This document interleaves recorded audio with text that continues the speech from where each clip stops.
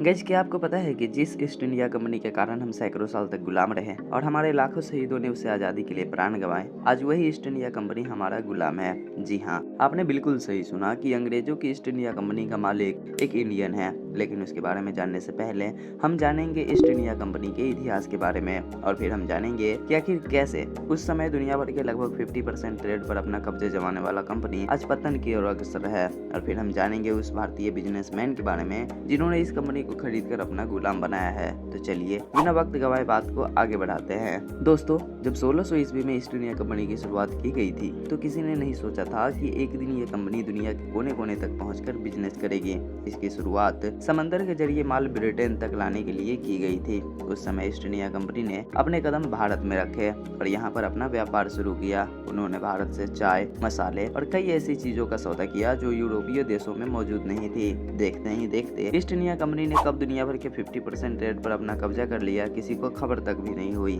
और यह company British हुकूमत के लिए एक जरूरत बन गई। इसके जरिए उन्होंने इतनी दौलत कमाई कि उन्होंने कई देशों पर कब्जा कर लिया, जिसमें से भारत भी एक था। करीब 200 सालों तक यह कंपनी भारतीयों पर अधिकार जमाती रही। लेकिन 1857 में मेरठ में हुए आजादी के पहले विद्रोह ने इस कंपनी पर ऐसा असर डाला कि इसका कारोबार रातों रात आसमान से जमीन पर आ गया। भारत का बच्चा ईस्ट इंडिया कंपनी को अपना सबसे बड़ा दुश्मन मानता रहा। ईस्ट इंडिया कंपनी भारत से जाने के बाद बेहद खराब हालात में आ गई थी। उसका पूरा व्यापार दिन ब दिन डूबता जा रहा था। ब्रिटिश सरकार ने भी उसकी कोई मदद करने से मना कर दिया था। कंपनी का नाम दुनिया भर में चर्चित था, इसलिए जैसे तैसे आज तक उन्होंने कंपनी को पूरी तरह से बंद नहीं होने दिया है। अब आते हैं ईस्ट इंडिया कंपनी को भारत का गुलाम बनने की बात पर। गाइस, बात है साल 2003 की। भारतीय बिजनेसमैन संजीव मेहता को जब पता चला कि ईस्ट इंडिया कंपनी अब अपने कदमों पर खड़ी नहीं रह सकती, तब उन्होंने एक बार उनके ऑफिस जाने का फैसला किया। कहते हैं कि संजीव ने वहां जाने से पहले ही सोच लिया था कि वो ईस्ट इंडिया कंपनी को खरीद कर ही रहेंगे।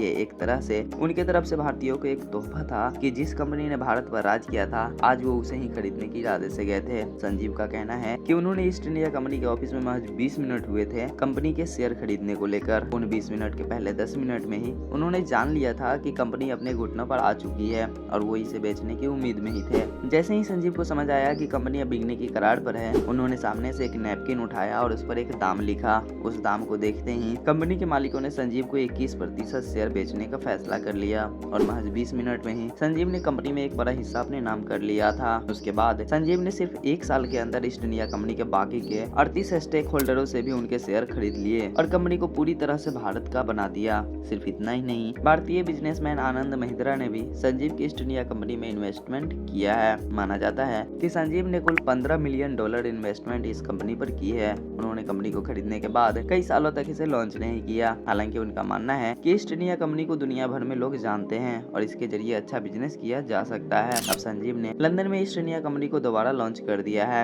ईस्ट इंडिया कंपनी तथा इसकी सहयोगी कंपनी की 50% हिस्सेदारी लुलु ग्रुप और कंपनीज ने खरीद ली है। इस बार ईस्ट इंडिया कंपनी चाय, मसाले और रेशम नहीं बेचेगी, बल्कि इसकी जगह वह लग्जरी चीजों में सौदा करेगी। इतना ही नहीं, आने वाले समय में ईस्ट इंडिया कंपनी का स्टोर भारत में भी खोला जाएगा और यहाँ पर खाने की चीजें, फर्नीचर, रियल एस्टेट आदि जैसी चीजों में सौदा करेगी।